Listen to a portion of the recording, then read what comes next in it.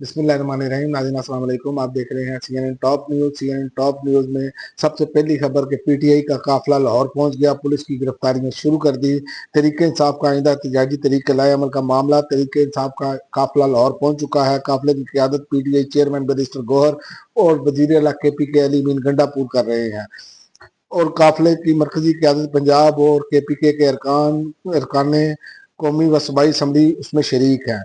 और अली अमीन गंडापुर का रद्द-ए-अमल आ गया। अली अमीन गंडापुर ने कहा गिरफ्तारियां हमारी तहरीक का रास्ता नहीं रोक सकती। अली अमीन गंडापुर ने मीडिया से गुफ्तगू करते हुए कहा कि आज तमाम पार्लियामेंटेरियंस का इजलास होगा, आज से तहरीक इंसाफ का भरपूर आगाज होगा।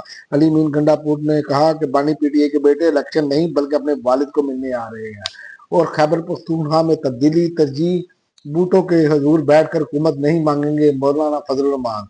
बाजोड़ में ANP के कारकुन की शहादत और बलोचिस्तान में बदअमनी और सिंध में बदअमनी है। हमें तो ये भी मालूम है कि हुक्मरान शिद्दत पसंदों को बता देते हैं। उन्होंने कहा मेरी तरजीह है कि सूबे में तब्दीली आए, अगर पार्टी के अंदर से तब्दीली आए तो भी ठीक है। तब्दीली जरूरी है, चाहे वो बाहर से हो या पार्टी के अंदर से हो। बानी पीटीआई इमरान खान के बच्चे पाकिस्तान आते हैं तो हमें कोई इतराज नहीं है और वियतनाम से तजारत का रोड मैप तैयार, कारोबारी लोग जल्द पाकिस्तान आएंगे, वजीर तजारत ने बता दिया। वजीर तजारत जाम कमाल ने कहा कि रोड मैप बना लिया है, वियतनाम के कारोबारी लोग जल्द पाकिस्तान आएंगे। और जाम कमाल ने कहा कि वियतनाम पाकिस्तान से दो तरफा तल्लुकात में अपने मुफाद को देखता है और अपनी एक्सपोर्ट के जरिए वियतनाम से तजारत में फायदा उठा सकते हैं। और जुल्फकार अली भुट्टो जूनियर का नई सियासी जमात बनाने का ऐलान। लाहौर प्रेस क्लब में प्रेस कॉन्फ्रेंस से खिताब करते हुए जुल्फकार अली भुट्टो जूनियर ने कहा कि नई सियासी जमात का बाकायदा ऐलान जल्द कर दिया जाएगा। और 15 से जायद सरकारी इदारों के मजमूई नुकसान 59 खरब रुपए से मुतजावज कर गए। 15 से जायद सरकारी इदारों की मजमूई नुकसान 59 खरब रुपए से तजावज कर गए। रियासती इदारों के नुकसान पर वजारत खजाना की जानिब से रिपोर्ट जारी कर दी गई। रिपोर्ट के मुताबिक 15 से जायद सरकारी इदारों की मजमूई नुकसान 59 खरब से ज्यादा तजावज कर चुके हैं। और सलमान अकरम राजा ने कहा हम पाकिस्तान के आइन और पार्लिमानी रवायत को बहाल करने के लिए निकले हैं।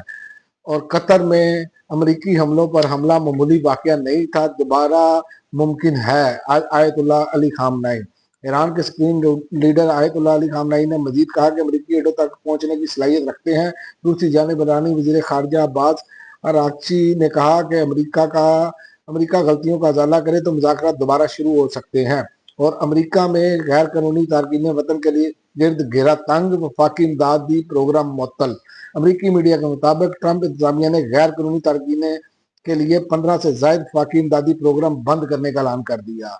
और अमरीका से ही एक और बड़ी खबर, अमरीका ने यूरोपीय यूनियन और